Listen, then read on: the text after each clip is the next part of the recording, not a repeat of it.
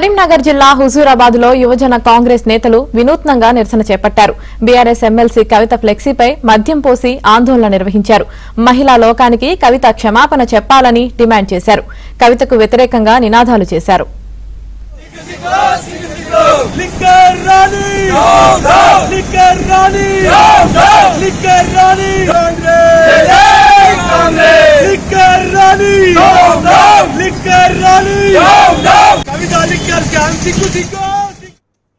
పడగలెత్తినటువంటి కవిత మీరు రాబోయే రోజులలో ఏ విధంగా ప్రజల్లోకి వస్తారు, ఏ విధంగా బీఆర్ఎస్ పార్టీ జెండా పట్టుకుని వస్తారో మేము కూడా చూస్తామని చెప్పేసి హెచ్చరిస్తా ఉన్నాం.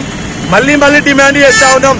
యావత్తు భారత ప్రజలకు, భారత మహిళా లోకానికి కవిత ఖచ్చితంగా క్షమాపణ చెప్పాలని చెప్పేసి డిమాండ్ చేస్తా ఉన్నాం. నువ్వు ఏదైతే బెయిల్ పైన వచ్చినావో, వచ్చిన తర్వాత నేను మొండిని, నేను కేసీఆర్ కూతురును, నన్ను జగమొండిని చేసిరని చెప్పేసి శపథాలు చేస్తా ఉన్నావు. నీ శపథాలు మొత్తం వట్టి బూటకు శపథాలు.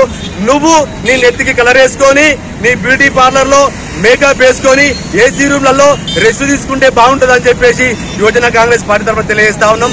మరొకసారి ఇలాంటి తప్పుడు కూతలు కానీ తప్పు చేసినావు, తప్పు చేసి కూడా దాన్ని నేను మెప్పించుకునే విధంగా నువ్వు మాట్లాడేటువంటి భాష కూడా సరిగ్గా లేదు.